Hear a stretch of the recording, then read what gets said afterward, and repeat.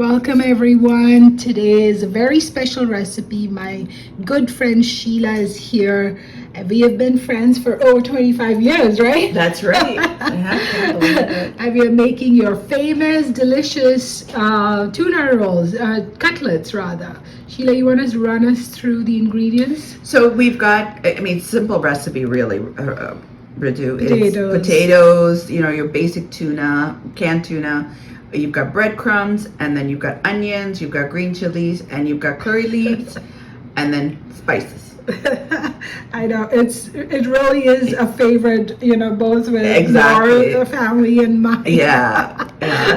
We love it. So we peeled the potato here, Sheila. You are mashing it up. Yeah, exactly. So we mash it up a little bit, not too much. It does, there's no rhyme and reason Yeah, you don't for want it it to get starchy, No, right? exactly. Okay, so we are heating the pan. We've heated up our oil. Oil, yep. We've added the cumin, and then we kind of make it sparkle for about 10 seconds and then, so that it's heated. And then we'll add the curry leaves and make it sizzle. Yeah, it's nice to cook together. It is. Yeah, it's been a while. I'm adding the curry leaves on one side, you're frying up. Exactly. And then we add the onions. To make the onions cook a little bit faster, I typically will put like a half a teaspoon of salt. That's a great idea. Yeah, and then we cook the onion till it's translucent color, like that clear color. Here we're gonna just add a little bit, of the green chilies that we wanted. And chilies is personal. I always say, I like more chilies than you do. Yeah. Typically, so we added less. And these are the long green chilies, not the regular. They're not too spicy. They're not too spicy at all. And we added some garlic. Yes, ginger and garlic to add to it, and more ginger or more garlic. Again, it's personal. I think in this you could add a little bit more garlic, but your preference is to have less, right? I added more ginger in this recipe for us. If it's delicious, yeah.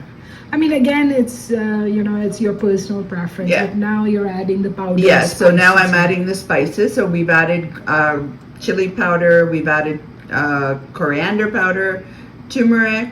Again, it's about half a spoon. If you like it more spicy, you add more chili. Yeah. Everything is almost like a half a spoon. There's no consistency. It's more just whatever you feel that you need. But I always start with little and then make it up. Yes. That's the key to anything. The full recipe is I'm going to put it in the description box anyway. Yeah. But it's nice to sort of run through. And it was interesting for me to see how you added the spices a little at a time. You were kind of feeling your way through it. Yeah, and that's how I cook. For any of my cooking, if you watch me cook, you'll notice it's always like that. Yeah, you don't add like a whole ton up front. You add a little as you go along. And then here what I've done is I've put a little bit of water just to get that rawness out of the spices, and that actually helps. So now I've added the potatoes, and then I find this is a lot easier to do. Get the spices in first, correct, and then add the tuna. So now it's put the 2 cans of tuna. I make sure there's no water in the tuna can. It's just the tuna. We drained all the water. Yeah, we drained out earlier. Now it's just blend.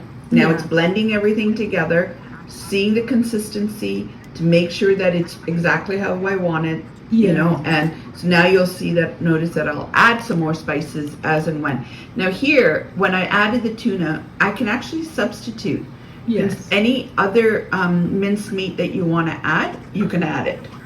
Instead of the tuna. Yeah, I've done it with chicken mince meat and other things. So this is a very flexible, easygoing recipe. Now, if we were adding the meat, we would probably brown the meat before. I do, or I cook it, potatoes, right? So you can brown it a little bit, and I've actually cooked with it like this. Yes. And just reduce it, put it on low flame. Yeah. And then reduce everything so that it's consistent. And here's your little secret. Oh yes, my little secret. So if things are going fine and I need to zip it up a little bit, take it up a notch in spice, I add my fish curry. So the fish curry can be any fish curry you have. I personally use Eastern. because it's a South Indian one, and me being South Indian, I think I need to put homage to my heritage. So I do that, and that takes it up a notch because I find that that is more spicy. The fish curry masala is more spicy. It's delicious. Yeah. So this is everything blended nicely. It's been the water has gone down, and the consistency is exactly as I want it. Yeah. So we've taken the masala. I made it the night before. Here's that batch of that.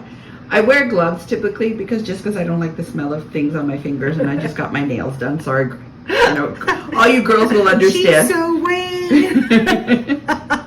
So here we're just kind of making the shape. I make it on my palm.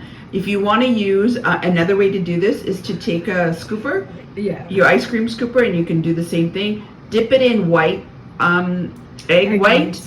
Egg whites to use because I don't like using egg yolk. I don't like that consistency. I've tried it before. Yeah. So I use egg whites. Either buy it pre-made or you can just take the egg white and separate it yourself. Right. Then there's the breadcrumbs as well. So this is all of it made ready to be fried.